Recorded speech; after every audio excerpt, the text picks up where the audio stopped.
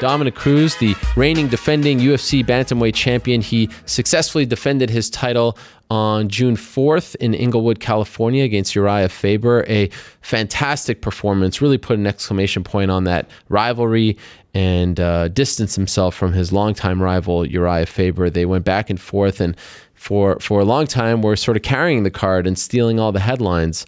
Michael Bisping's big win was a massive deal as well, and it perhaps somewhat overshadowed Cruz's virtuoso performance, but that was something else. I mean, it showed just how far he has come since the second fight, which was UFC 132, and really cemented the fact, in my opinion, that he is the very best bantamweight in the world. And I still maintain, despite the fact that, you know, that was a dominant win, I still maintain that that division is the deepest, perhaps most interesting. It doesn't have the biggest names and draws, but when you look at, you know, the top 10, when you see the names who are on that thing, every one of them, to me, has potential future title contender, title holder next to it. Look at these names. Dominick Cruz, TJ Dillashaw, Faber's still there. Asuncau's returning against Dillashaw. Brian Caraway killing it as of late. Michael McDonald. Aljamain Sterling. Cody Garbrandt. John Lineker. John Dotson. Thomas Almeida. Mizugaki. Jimmy Rivera. I mean, that is an impressive roster of young, talented fighters. Like I said, not all of them are, you know, massive draws, but all very tough in their own right. So curious where he goes from here. He's joining us on the phone right now. Dominick, how are you? What's up, Ariel? I'm good. How are you? I'm doing great. Great to talk to you as always. Congratulations on the big win. How many times have you watched it since it happened 9 days ago? You know, it's kind of a weird thing. I never really...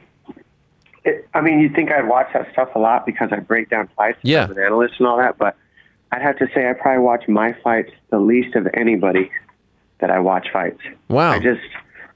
I don't know what... I think that for me, I understand the mental battle that we all go through in there, and so I chop that whole onslaught of my opinion of myself out of it by not watching myself. And because I'm always competing against myself, I'm my own worst critic. If people think I say bad things to them or negative things to them or that I'm rude or mean or too blunt or too upfront, they should hear my self-talk, you know? Yeah. So I'm trying to... I don't really watch a whole lot of my videos just because I like to keep focused on the things that I can control, and those are all my innate abilities in there and my instincts. And so if I try to change my instincts, I'm going to change what I do. And by trying to be too analytical with my own fights, I take away my own instincts. Oh, man. That is fascinating. So is it fair to say that you actually haven't watched it once? I've watched it, I think, twice. Okay. Yeah, 2 times. Considering everything that was said going into it and the rivalry and all that stuff, you've had big wins. Is it fair to say that this was maybe the most gratifying win of your career? Well, you know, I'll be honest, I don't think so. Okay. I really, like, it was a huge thing to kind of close out an ongoing chapter in my life, in the sense of that was the only loss I ever had, and I needed to close that out just so I didn't have like any kind of questions said by anybody. You know, it could have always been a question with me and Faber because we were competitive the second fight. He beat me the first fight. In this fight, I just closed it out. Like, they know, everybody, there's no question anymore. So that I needed for myself, and I think for the fans, really, so I don't get that question anymore. But it wasn't the most gratifying. I honestly believe probably the most fun and the most gratifying fight I've ever had in my career was against Mizugaki, just because of the layoff that I was facing.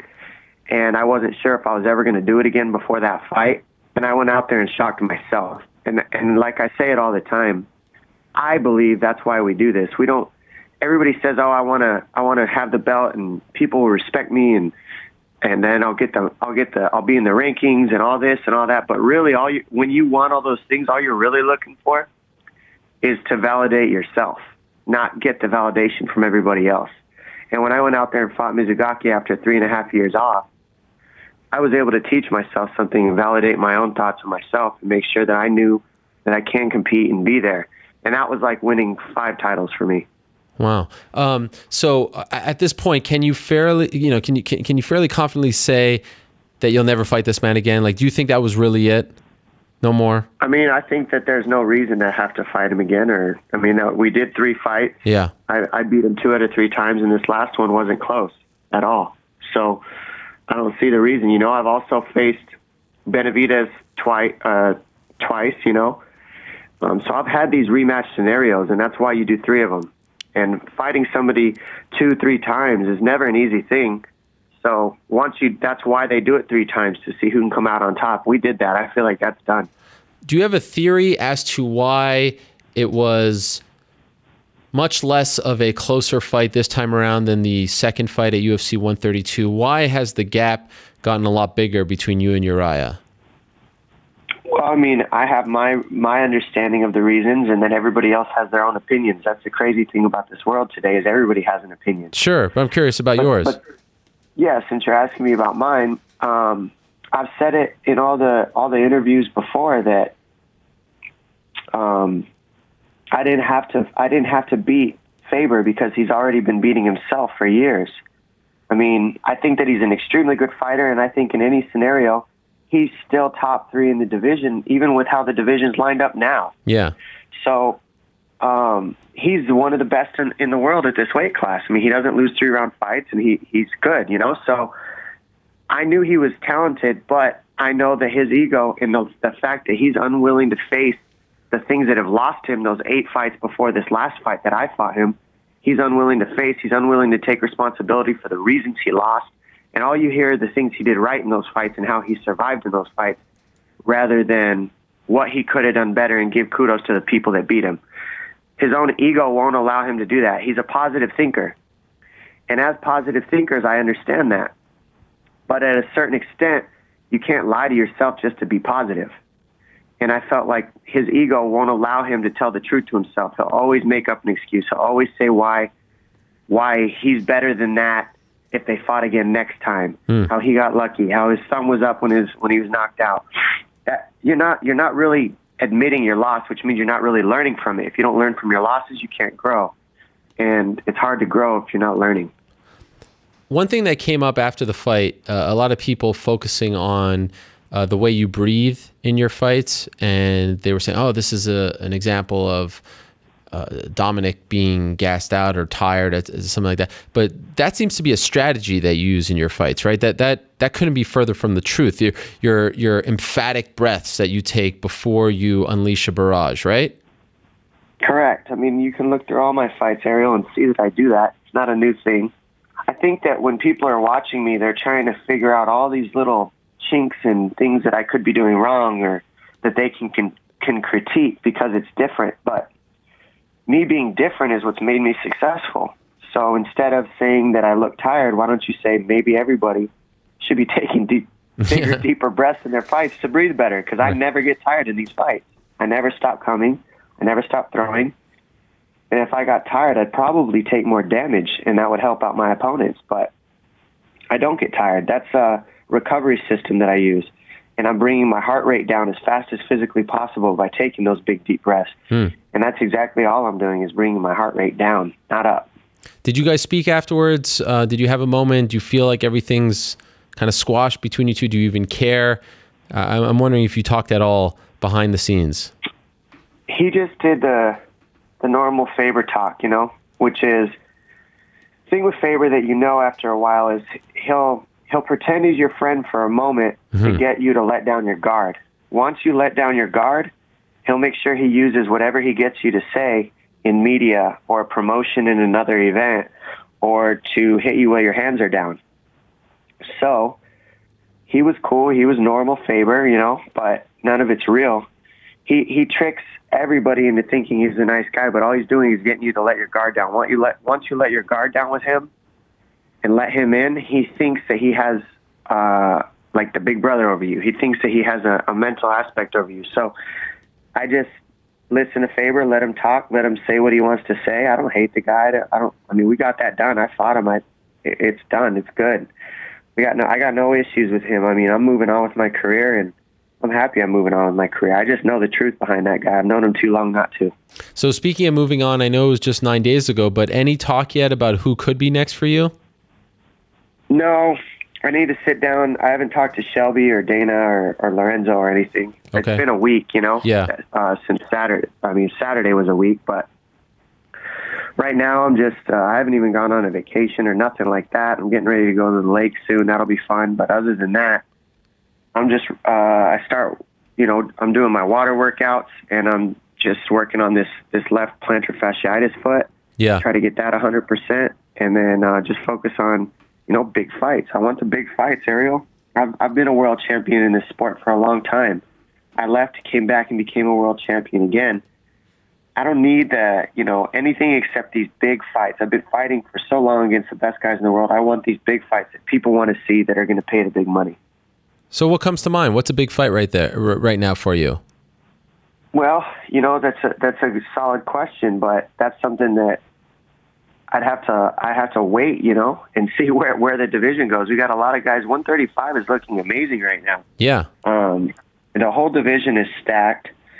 Everybody's pissed off. Everybody's fighting everybody now. Yeah. There was a time where you got certain guys like, hey, I'm not fighting this guy.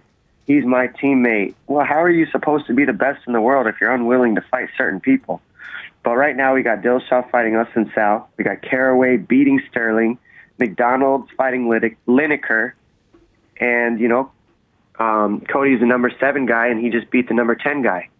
So that being said, division's more stacked than it's ever been. The question is, which one of these guys sells out an arena? Yeah.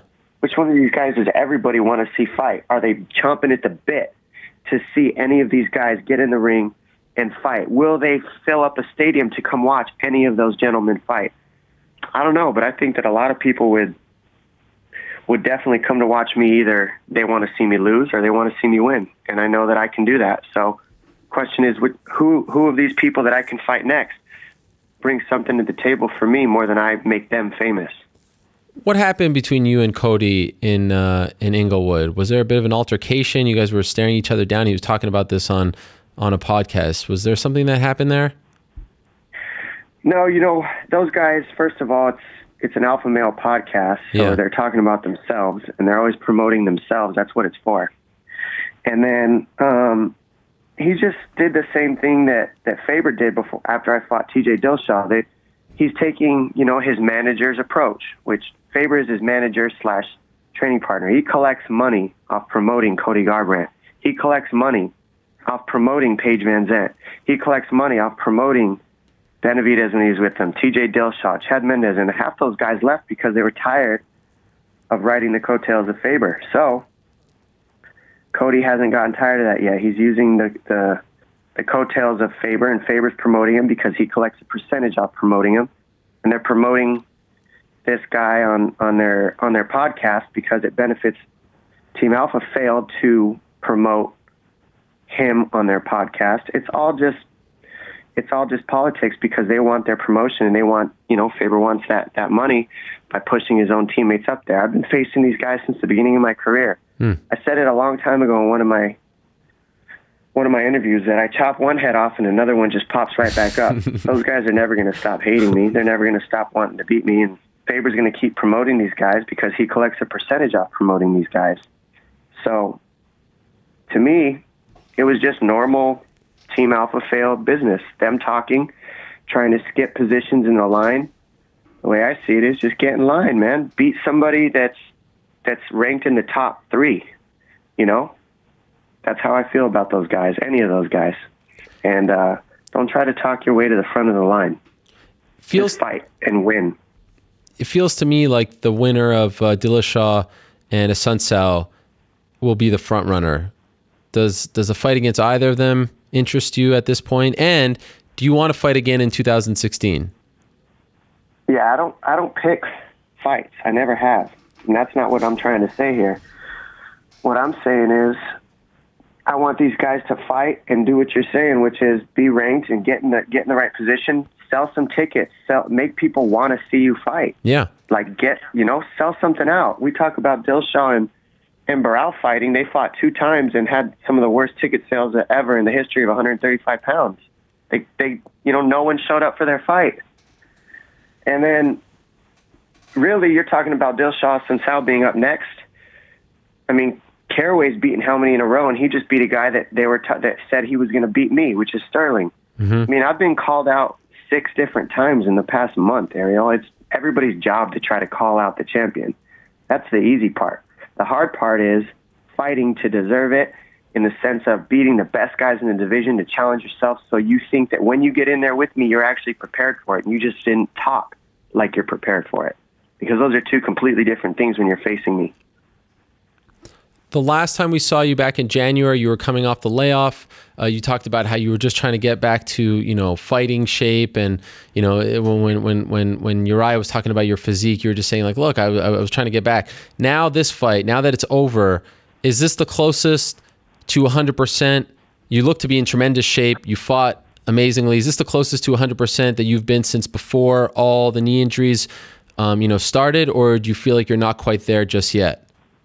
No, you're right in saying that this is the closest I've been to 100%. I still have more I can work into, though. I'm still feeling my body out a little bit, because it really has been a brand new rebuild process. I mean, you got to think, I've stripped both my legs down to the bone 3 times total. So if that's not a rebuild process every single time you do it, I don't know what is, And so I am still feeling out my body, but I do feel better than I have since all the injuries at all. Like that last fight with Faber, I had no injuries the whole camp. No rib injuries, no anything. Before I fought Dillashaw, I hurt my rib at 8 weeks exactly. I didn't want to pull out, but I didn't spar for 4 weeks. I did pad work and sprints. I couldn't do any strength and conditioning. There's so many little things I had to make up for in that camp. This fight with Faber, I was able to do everything. And so my body was sharp. I felt strong. My wrestling was sharp. I could kick more. There was a lot of things that just came together much better in this fight. And I really believe my next fight will be a step in a better direction again, because I'm just feeling better and stronger, and everything's working for me. Wow, that is a scary thought. Again, Dominick, really appreciate it. Congratulations, my man. I know you're probably a little tired of doing interviews and stuff about this fight, but I thank you greatly for coming on the show and talking about the win and what's next for you. I know you've got some Fox gigs coming up. You'll be working at 200, so that's great to hear as well. But congratulations on the big win over Uriah, and looking forward, as always, to your next fight. It's great to hear that you're closer than ever to 100%, because that is a very exciting thing for fans, in my opinion. So thank you, my man. I appreciate it.